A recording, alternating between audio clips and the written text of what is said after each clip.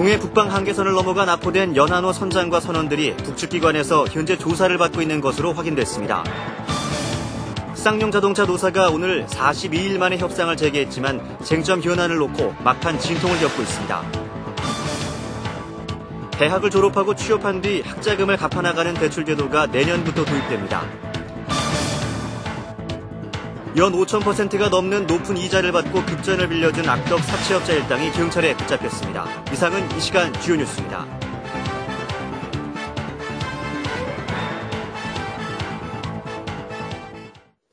여러분 안녕하십니까? CBS 뉴스입니다. 우리 여선 한 척이 오늘 오전 동해 북방 한계선을 넘어갔다 북한 경비정에 납포됐습니다. 해당 어선은 장전항으로 예인됐으며 4명의 선원들은 현재 관계기관에서 조사 중인 것으로 알려졌습니다. 박지환 기자가 보도합니다. 오늘 오전 6시 27분쯤 강원도 제진 동쪽 해상에서 우리여선 한 척이 북한 경비정에 납포됐습니다. 군 당국은 오늘 29톤급 오징어잡이 체납기 어선인 연안호가 북방 한계선 NLL을 넘어갔다 북경비정에 의해 장전항 쪽으로 예인됐다고 밝혔습니다. 9시 30분경에 장전항으로 예인된 것으로 알고 있습니다.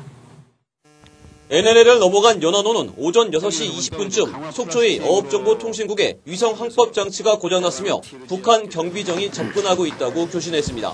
이후 연안호는 북한 배의 조사를 받는다고 짤막하게 교신한 뒤 오전 6시 27분쯤 북한 경비정에 예인됐습니다. 예인 과정에서 우리 해군은 고속정 편대를 긴급 출동시켜 즉각 남하 조치를 취해주길 바란다고 2차례 통신을 시도했지만 북경비정은 응답하지 않았습니다. 연안호에 승선한 4명의 선원들은 현재 관계기관에 의해 조사 중인 것으로 확인됐습니다. 통일부는 오늘 오후 3시쯤 남북 해사당국 간 통신으로 북측과 교신한 결과 북측이 이 같은 입장을 통보했다고 밝혔습니다. 현대해산 유무시가 4개월 넘게 억류돼 있는 상황에서 북측이 이번 사건을 어떻게 처리할지 여부에 따라 향후 남북 관계도 크게 요동칠 것으로 보입니다. CBS 뉴스 박지환입니다. 쌍용자동차 노사 간 협상이 42일 만에 오늘 재개됐지만 쟁점 현안을 놓고 막판 진통을 겪고 있습니다. 쌍용차 평택공장에서 이동직 기자가 보도합니다. 파국으로 치렀던 쌍용차 노사가 협상 결렬 42일 만인 오늘 대화를 재개했습니다. 오전 9시 10분쯤 쌍용차 도장공장 사이 임시 컨테이너에서 시작된 협상은 잠시 휴식 시간을 가진 뒤 오후 4시쯤 재개돼 현재까지 계속되고 있습니다. 노사 양측은 정리해고 폭을 비롯해 모두 너댓까지 쟁점 현안을 놓고 협상을 진행하고 있지만 아직 접점을 찾지는 못하고 있는 것으로 알려졌습니다. 그러나 문제의 핵심인 노조의 정리해고 철회 원칙에 대해서는 이견을 좁힌 것으로 전해졌습니다. 양측 간의 상호 입장을 좀 더 정리한 다음에 각 안건별로 보다 깊은 논의가 진행될 예정으로 되어 있습니다. 또 쌍용차 한상균 노조 지부장은 생존이 어렵다는 것은 노사 모두 공감하고 있다고 본다며 사태를 평화적으로 해결할 수 있도록 최선을 다하겠다고 밝혔습니다. 노사 양측은 오늘 중으로 협상이 타결되지 않으면 내일과 모레까지 협상을 이어가 결론을 낸다는 입장입니다. 총고용을 전제로 순환 근무만을 계속 주장해온 노조가 사측의 정리해고안을 일부 수용하기로 하면서 협상이 극적으로 타결될 가능성이 높아지고 있습니다. 쌍용차 평택공장에서 CBS 뉴스 이동직입니다. 대학 졸업 후에 취업을 하고 나서부터 대출받은 학자금을 갚아나가는 취업 후 학자금 상환 제도가 내년부터 도입됩니다. 이명박 대통령은 오늘 서울 상암동 한국대학교육협의회에서 열린 대학생 간담회에서 학교를 다닐 때에는 등록금 마련 부담 없이 학업에 전념할 수 있게 해주는 취업 후 상환 학자금 대출 제도를 2010년부터 전격적으로 도입한다고 밝혔습니다. 수혜 대상은 기초수급자와 연간 가구소득 인정액이 4,800만 원 이하인 소득 1에서 7분위 가정의 대학생으로서 대출 금액은 연간 등록금 소요액 전액과 생활비 연 200만 원이며 기초생활수급자는 연간 200만 원까지 생활비가 무상 보조됩니다. 연 5,000%가 넘는 높은 이자를 받고 일명 꺾기 형식으로 돈을 빌려준 대부업자 일당이 경찰에 붙잡혔습니다. 서울동작경찰서는 급전이 필요한 이들을 상대로 돈을 빌려주고 최고 5,200%의 이자를 받아 챙긴 대부업자 48살 장모 씨 등 5명을 붙잡아 조사하고 있습니다. 장 씨는 지난 3월 동작구 사당동의 한 직업소개소에서 급전이 필요하다며 찾아온 주부 47살 박모 씨에게 3천여만 원을 대출해주고 이자로 1억 원을 요구한 뒤 돈을 제때 갚지 못하자 전화로 협박을 한 혐의를 받고 있습니다. 민주당이 미디어법 원천 무효화를 위해서 200여 명의 변호인단을 꾸려 여권을 압박하자 한나라당은 야권의 장외투쟁에 대해서도 법적 대응키로 했습니다. 김정훈 기자가 보도합니다. 미디어법 무효화를 위해 헌법재판소의 권한쟁의 심판과 효력정지 가처분 신청을 낸 민주당의 행보가 본격화하고 있습니다. 특히 미디어법 법적 대응을 위해 224명의 대규모 공동 변호인단이 꾸려지자 크게 고무된 모습입니다. 이들 공동 변호인단은 오늘 기자회견을 열고 헌재가 신속히 효력정지 가처분 인용 결정부터 내려줄 것을 압박했습니다. 민주당은 또 이와는 별도로 이번 주말 부산과 대구 등을 돌며 장외투쟁을 통한 여론전에도 힘을 쏟기로 했습니다. 한나라당은 지금이라도 원천무효라는 사실을 액면 그대로 인정해서 바로 국회를 정상화시키고 민생국회 바로 하자는 말씀드리겠습니다. 이에 맞선 한나라당은 민주당의 장외투쟁에 대해서도 법적 대응에 나서기로 했습니다. 명백한 조직적 사전 선거운동이자 낙선운동이라는 것입니다. 만약 실제로 이러한 불법 행위가 조직적으로 이루어진다면 관련자 전원을 공직선거법 위반 행위와 명예훼손 혐의로 검찰에 고발 조치할 것입니다. 한나라당은 이와 함께 민주당의 국회 표결 방해의 책임을 거듭 묻고는 국회 폭력 근절과 민주적 표결 존중을 위한 국회 선진화 협약을 체결하자고 제안하기도 했습니다. CBS 뉴스 김정훈입니다.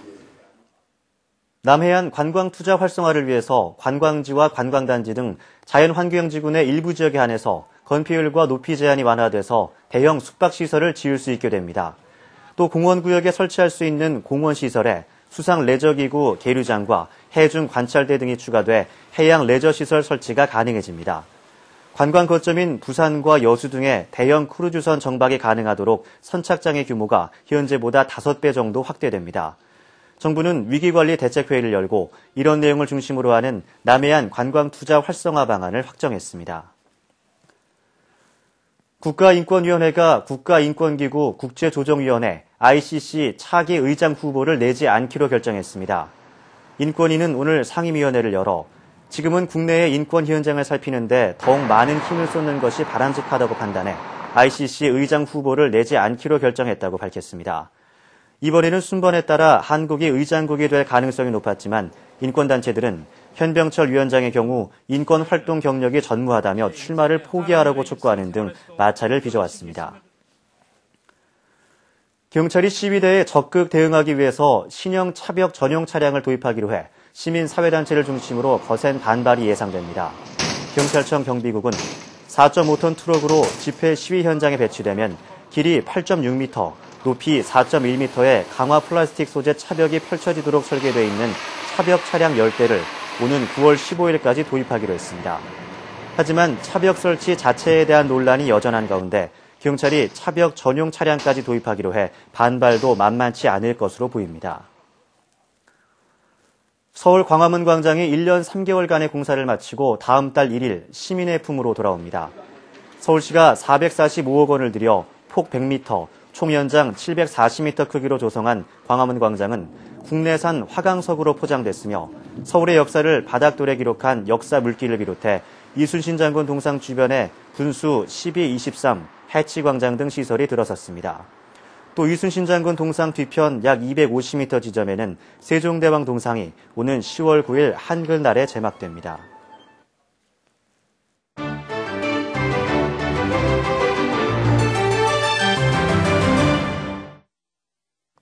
일부 이슬람 국가에서는 머리부터 어깨까지 쇼를 걸치고 전통 옷을 입은 여성들의 복장이 일반적이죠. 그런데 한 수단 여성이 공공장소에서 바지를 입어 태형 40대를 선고받았습니다. 하지만 이 여성은 형벌에 불복하고 제도가 불합리하다며 재판을 받기로 했는데요. 오늘의 세계 속 화제 먼저 수단으로 함께 가보시죠. 수단의 한 카페에서 바지를 입었다는 이유로 태형 40대를 선고받은 루브나 후세인이 이슬람 법률에 맞섰습니다. حقوق وحريات الإنسان المضمنة في الدستور والمذكورة الوارد نصوصها في اتفاق السلام الشامل. 후세인은 태영이 많은 여성들이 침묵으로 견디고 있는 악습이기 때문에 이를 밝히기로 결정했다고 전했습니다. 임신부가 신종 인플루엔자에 감염될 경우 일반 감염자보다 더 치명적이라는 연구 결과가 나왔습니다. So we do think that when influenza, including this H1N1 virus, strikes pregnant women, worse things happen. We've had a number of deaths among pregnant women.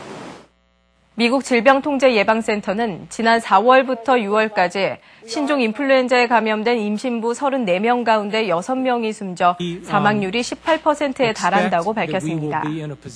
이런 수치는 1% 미만으로 추정되는 일반인 사망률보다 월등히 높은 것인데요. CDC는 임신부가 더 위험한 이유가 임신기간 호르몬 변화가 발생해 심장혈관과 호흡기는 물론 면역체계까지 변하기 때문이라고 설명했습니다.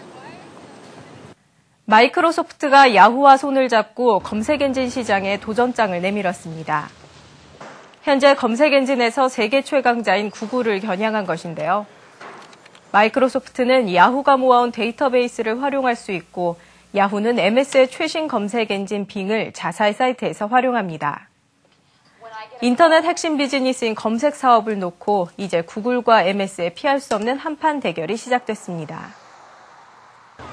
아이들이 모래성을 짓고 모래사장에 그림도 그립니다. 난생 처음 보는 바닷물에 뛰어들어 서로 물장구도 치며 신나게 놉니다. 이들은 육지로 둘러싸인 데다 이스라엘과 팔레스타인의 분쟁 지역으로 이동이 제한된 요르단강 서안 지역에 사는 아이들인데요. 한 민간 평화운동단체의 노력으로 이스라엘 남부 해안으로 와 태어나서 처음으로 바다를 구경했습니다. 지금까지 김도란이었습니다.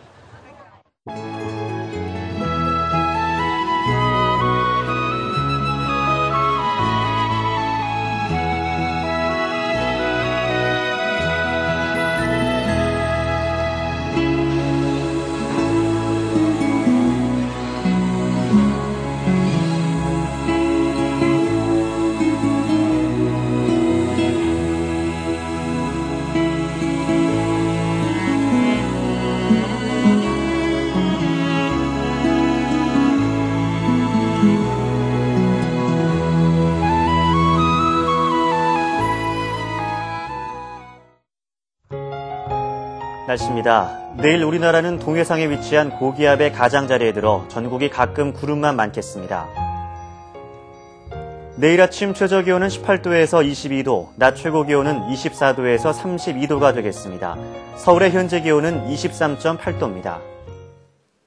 이상으로 CBS 뉴스를 마칩니다. 시청해주신 여러분 고맙습니다.